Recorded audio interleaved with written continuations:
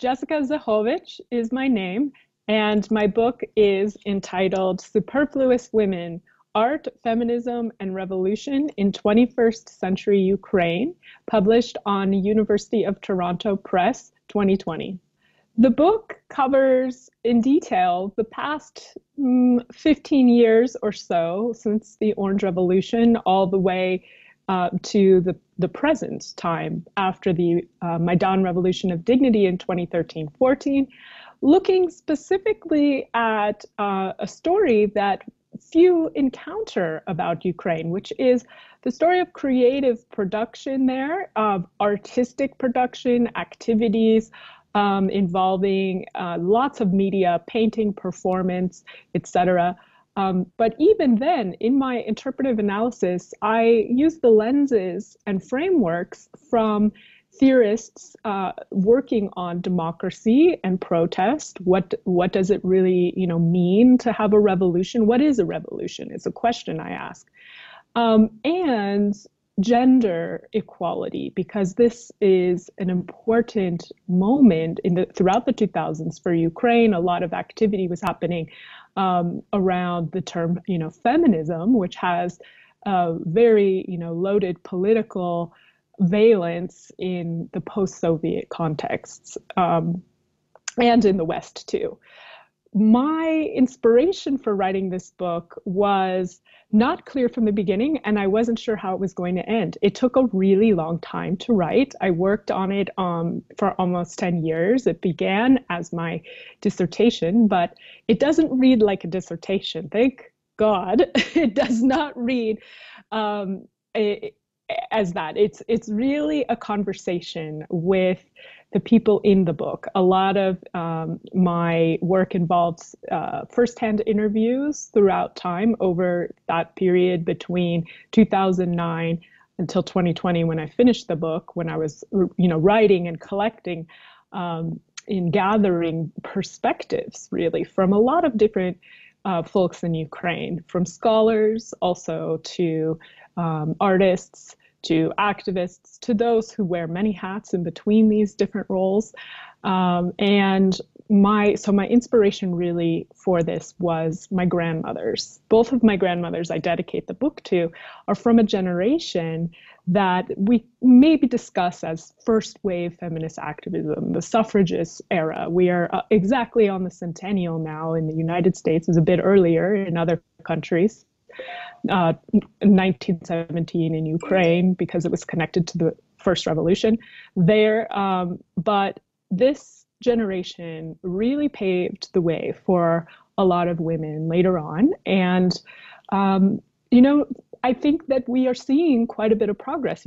As late as the 1960s, women were being admitted to universities in the United States. Both of my grandmothers did not have the opportunity to attend university. They did not receive university education. So for me, reaching the highest level of education and writing a book that, was really a transnational discussion about equality in Ukraine and in my own country, looking at these, long range struggles over a century, really was, and still is, a live experiment. And I'm really, in the book, I'm really working, trying anyway, to work without a lot of my own, Western bias. I have a lot of familiarity with Ukrainian, Polish, and Russian communities, having myself, background and family that is Ukrainian and Polish. So I don't, come to this without already knowing something about Ukraine. And so I really do ground all of my statements and explorations in a deeper history. So I hope this book will be useful for students and young people and those who are not familiar at all with Ukraine, that they will come to it with their interests, their ideas, but also encounter some consensus around different historical eras and changes that have happened in the territories now making up independent Ukraine. As we all know, independent Ukraine didn't exist before 1991. So there's a lot of understanding and a lot of sort of unpacking that happens in the book to help people understand the different, eras that the people living in these territories have been through. And here's a copy of the book, a hardbound copy. Really proud of the cover, designed by University of Toronto Press. I really like it. And it's available in e-copy as well. The e-copy is great because the images, there are 68 of them. All of the illustrations are in color. Not so in the hardbound, but maybe there will be a Ukrainian translation and we can have color images. That would be great. So back to your question, I got sidetracked. Yes, the research process. So this is a village of people that have helped me understand how to write a book, because especially going into starting in a program, University of Michigan is where I got my doctorate. I had automatically great infrastructure. And I decided to really work interdisciplinarily. So I have, mentors from mostly sociology, history, and then also visual culture to include film and literature. So the, interdisciplinary background was really important to me because I also had a lot of support and inspiration from anthropology, from Sarah Phillips, whose work on women's activism in Ukraine in the 1990s was foundational for this book. On an intellectual level, Martha Bohachevsky-Homiak's work offered me a starting point for my research because she wrote Feminists Despite Themselves. It was published, I believe, in the early 80s, late 70s, and has since been republished widely. And that book really details women's organizing in between the two world wars. So I needed starting points for my research, and these were the books and the scholars that have created a strong foundation for not only my book, but also others now working in this field, including my interlocutors in Ukraine, Tamara Martsenyuk, who has published a few books in Ukrainian about women's activism in the contemporary period. So I knew that I was in a conversation to begin with and needed to really inform myself on debates because, of course, there's a lot of controversy around the issues of equality and gender difference and LGBT rights. We've seen in the 2000s, in Kiev in particular, a lot of visibility on these issues as the Women's March on March 8th and also Kiev Pride March have grown from a few dozen participants in 2008 to 4,000 participants now, and very international events they've become. So as I was writing, I knew that the changes that were happening around me as I was researching were not predictable. I didn't know that the Women's March or Kiev Pride would grow in such a way. I knew in 2009 that the founders who had organized the first march, they created a feminist group called Ofensiva. I found out about this group in my first formal research trip to Ukraine. I had been to Ukraine before in other capacities, but in 2011, I encountered some of the founders of the Feministyczna Ofensiva group, which had organized around March 8th, and one of their supporters from the side of academia also was Oksana Kis, who had organized a letter that I talk about in my book to the Ukrainian government, outlining a bunch of demands that they wanted in terms of labor equality, fair hiring practices, fair pay, paid maternity leave that was guaranteed without retaliation from one's employer, things like that. And I really was impressed in that first encounter with these women in Ukraine who were organizing in such a way that we were not organizing in the United States. at that time. Now there is a Women's March in Ukraine that happens, and there's a lot of, the Women's March is really a site for a lot of other activisms and important conversations about rights that happen all year, not only on the holiday of International Women's Day. So those were all of my entry points into my research. And long story short, the sociological and anthropological methods became more and more important to me, because I needed to write this contemporary history and be self-reflexive about my own, role and views as a Westerner in a context where civic discussions have a completely different resonance and history than in the United States.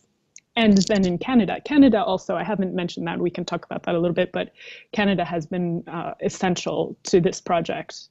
Towards the end of finishing this book in 2019, Ukraine was still in a war. And something that I was trying to answer throughout my book was, what is a revolution? And how is protest or how are demonstrations outside of a revolution and also within one, depending on when they become revolutionary, how are they given significance through different signs or the semantics of making meaning, civic meaning, from that particular space that is sacred to any democracy of the quote unquote square, the square in Ukraine, the Maidan, having very, geophysical location within society. But the more broader allegorical square appears throughout time within different artistic and creative productions. I'm thinking especially about the early 20th century and the avant-garde artists who identified themselves with Ukrainian culture and later, with the rise of Stalinism, were punished for it. Oleg Ilnitsky writes about the executed Renaissance. These figures being Mikhailo Boychuk, for example, who were suddenly viewed as dangerous by the state and exterminated.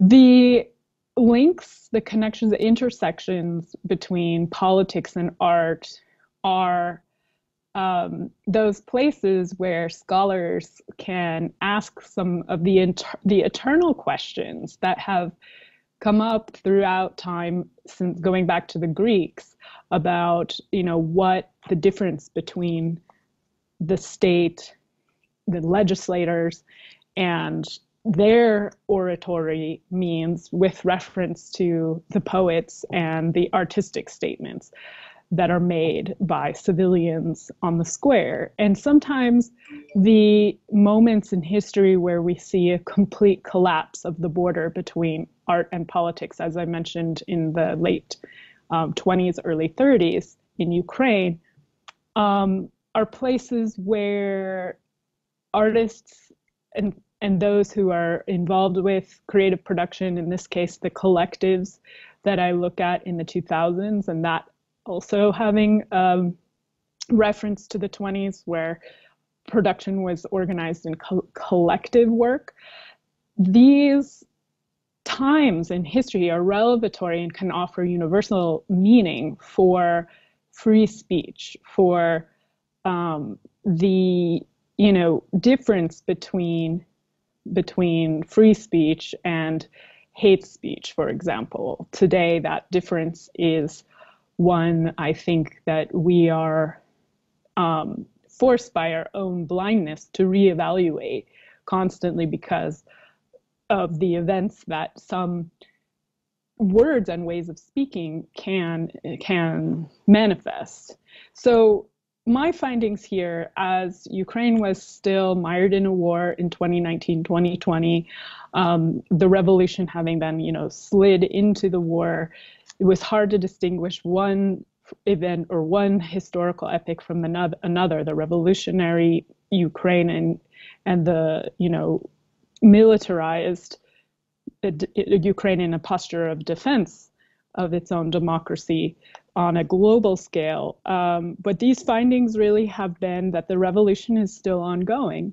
And I know that my view is gaining some consensus, and I know it's shared by institutions now, like Maria Pesanti has just recently written a report, very extensive report for Chatham House in the UK that it really corroborated a lot of my findings about the value of creative production in the end for the state, that the free speech, the protection of that space for artists to have the means of control over their own creative production is a lesson that also has within it now the seeds of an argument that there should be autonomy, there should be some,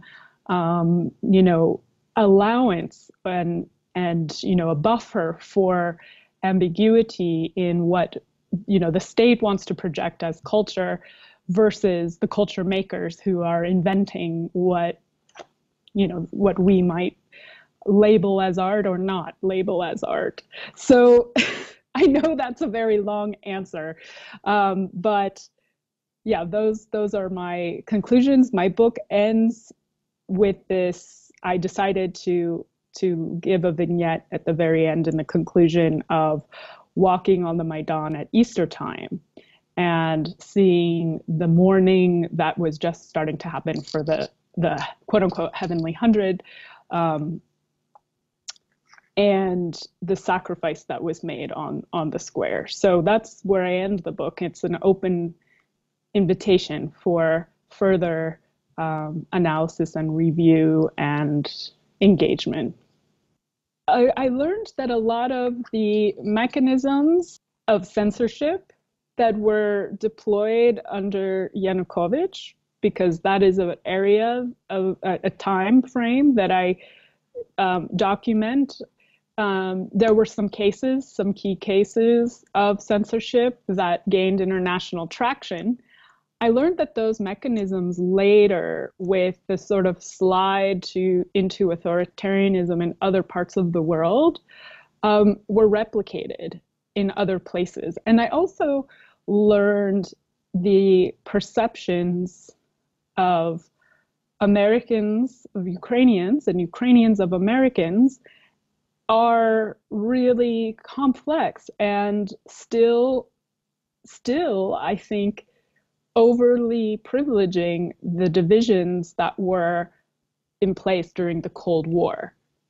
The diaspora complicates that a lot. I think the diaspora plays a really important role, and the institutions that were set up in the 70s and beyond, including where I am currently hosted in Edmonton at the University of Alberta, are really crucial for showing that Americans actually and Ukrainians share so much, and the diversity in both of our countries includes a lot of ethnicities and a lot of languages, and this is worth protecting. That those institutions, especially, I keep turning to 1975 because that's when we had, the formation of the UN and also of international ideas about women's rights that were happening parallel to conversations about the UN.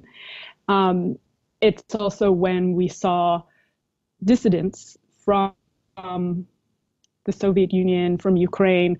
I'm thinking of Vasyl Stus, who came to Edmonton, where I am here. Introducing a very important transnational conversation about our respective societies.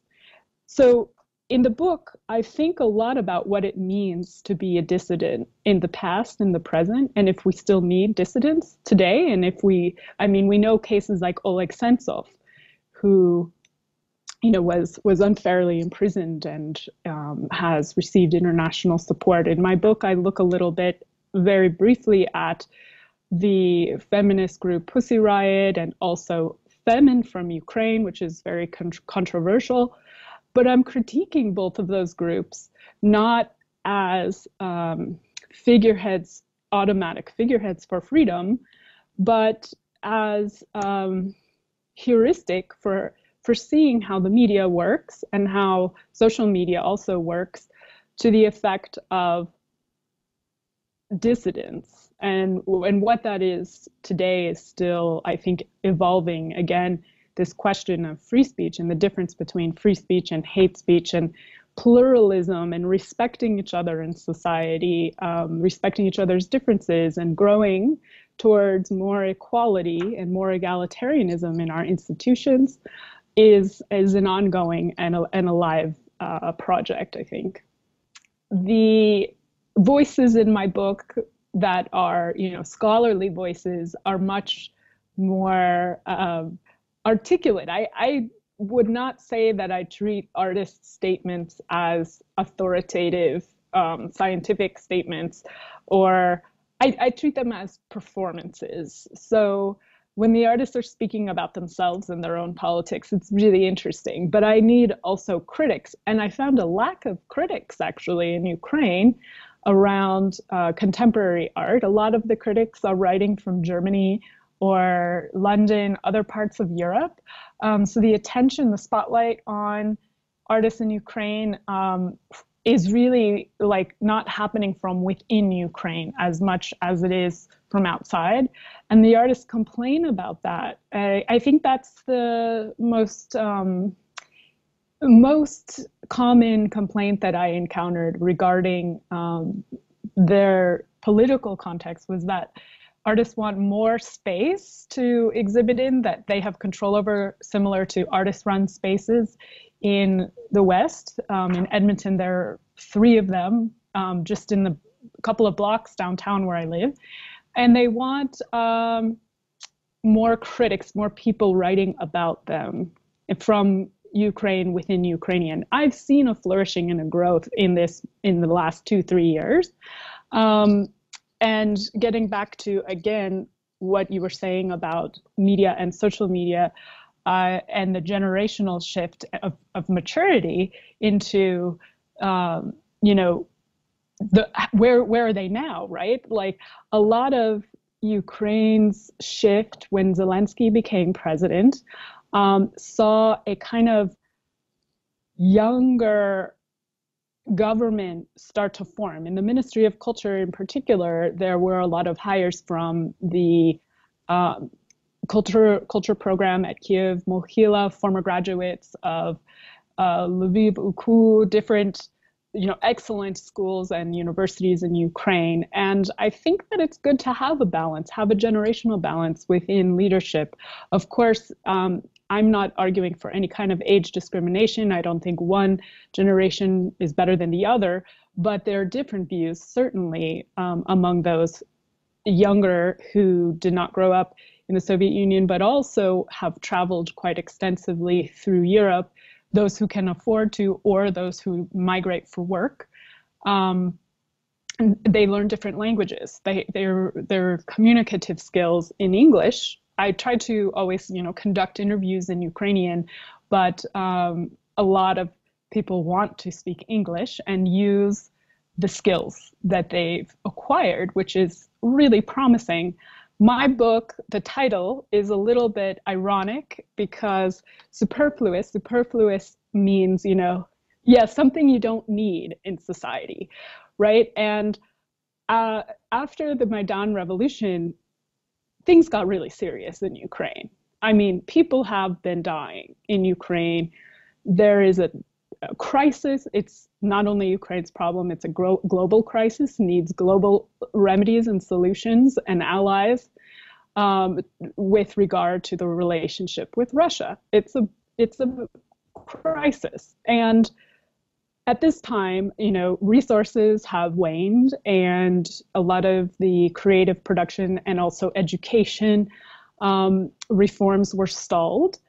There were gains after Maidan Revolution of Dignity that impacted I would say, interlocutors and actors in my book who were arguing for gender equality. There were some gains, like the anti-discrimination law was signed in 2015 by Poroshenko. But the idea of art and education being superfluous, that when you have revolution, women's interests, gender minorities' interests are usually the first to go.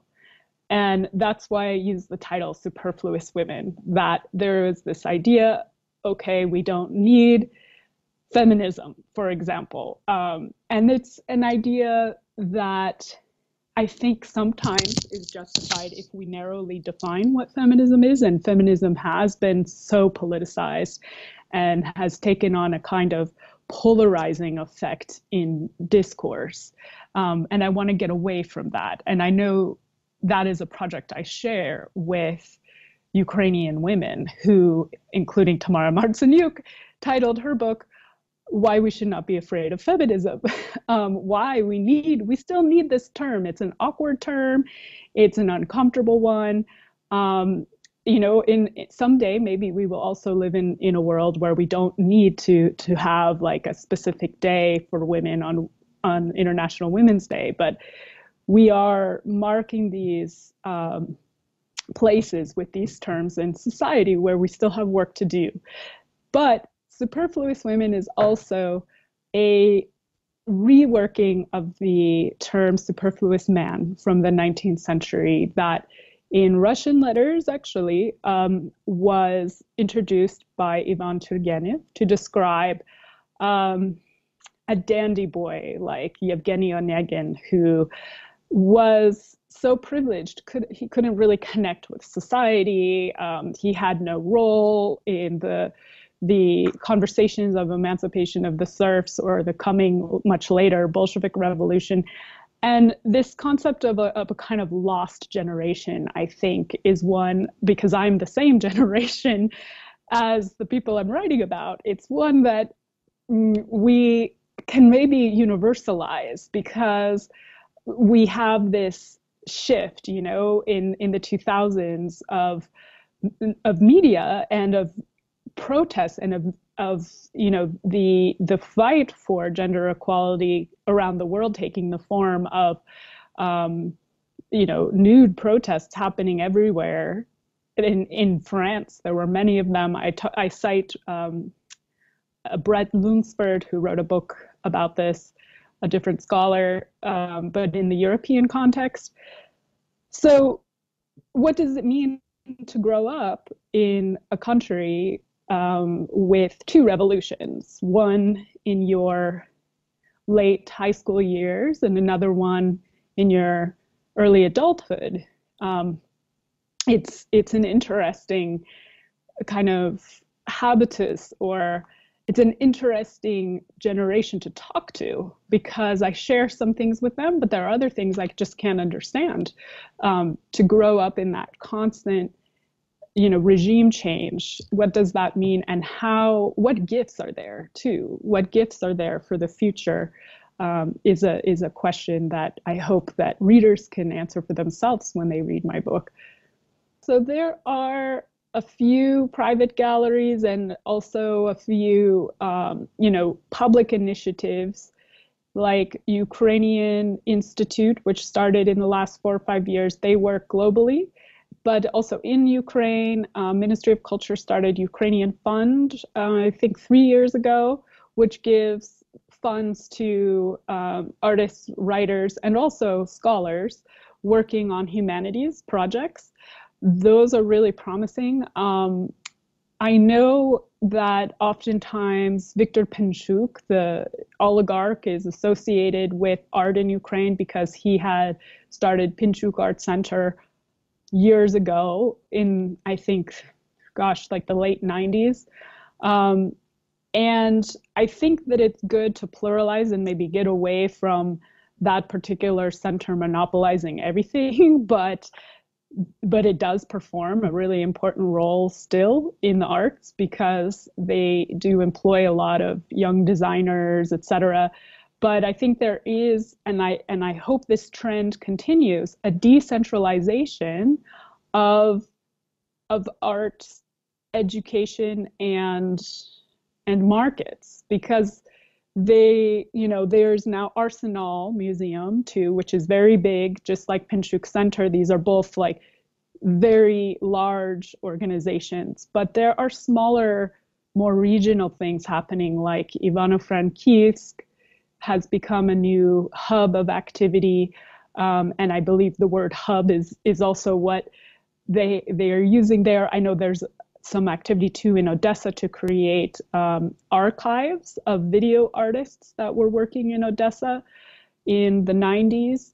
All of these kind of regional, activities that are happening are reaching a saturation level. However, I think that the ongoing battle, the struggle is the same everywhere in the COVID environment, where museums really rely on exhibits where people can go physically and maybe listen to a talk. So how that's going to be navigated is a challenge for everybody. Regarding feminism in Ukraine, there is the feminist workshop, it's called, in Lviv. There is a group called Zboku. There is a journal now called Feminist Critique at Kritika, which has published, I think, over 25 articles. I know the editors, Olga Plahodnik and Maria Mayerchik. And there's also support and renewal happening in Canada that is transatlantic. I'm really excited about the possibility of more contemporary artists coming to Canada. There was an exhibit in Winnipeg that happened at Oseredok Museum, dedicated to the war in Ukraine. It was called At the Front Line, Na linii frontu. And artists and the curators, who were two young women, one of them recently finished her PhD in London, I believe, both Ukrainian. Svetlana Baydyreva is her name, and Anna Dekun. They did a wonderful job, and actually that show opened in Mexico City. So it was very enlightening and interesting to read texts that were written by Mexican scholars about, their context, and kind of framing and comparing experiences with Ukraine. Right now in Canada is a significant year. The Ukrainian-Canadian Congress is celebrating 130 years of immigration to Canada, and multiculturalism policy as well, being a part of this celebration. So one of my former students here, who graduated with her MA in art history, Kalina Somchinsky, is leading a new project to engage small rural museums in Alberta, connecting them with artists in Ukraine, new conversations, renewing conversations that will interest, I think, Ukrainians in the multiple waves of immigration here, and connect generations. I think it will be great to see intergenerational continuity, that we are still dealing with things that immigrants had to deal with in displaced peoples being a major one. A lot of the population in Ukraine right now that is displaced has come to Canada. So I'm hopeful. I would like to read a small quote. Do revolutions ever end? Some have written that after any revolution, fatigue sets in. But how do we recognize fatigue in this sense? In the years following the Orange Revolution in 2004, a range of emotions clustered around the ideals of the Maidan in Ukrainian public life. Scholars, journalists, and international commentators tended to note that the ideals of the Maidan had faded. The image evokes a dream. The motif of those years was that the harder the people had fought for their civil rights, the deeper the nation's sleep became. In the decade intervening between the Orange Revolution and Putin's war with Ukraine, the civil liberties that Ukrainians had once striven for slowly slid into obscurity. The reforms promised by the Orange leaders, Yushchenko and Tymoshenko, had undergone a steady dissolution under Yanukovych.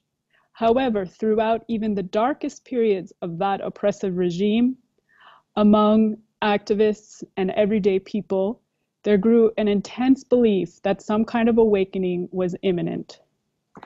So I want to re-emphasize that Ukraine is important and is visible, that the obscurity and the disappointment that was felt after the Orange Revolution may be felt still today in some sectors of society, some places, but there is a light at the end of the tunnel, and there are people every day who care deeply and who are working to bring a better life around.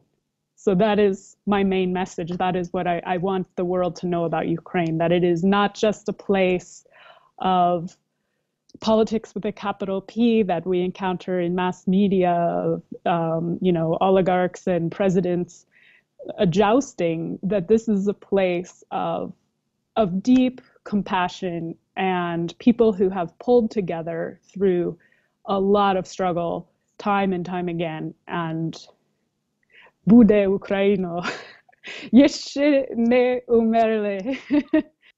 Thank you for having me. Yes, I really appreciate it. Thank you. Do побачення.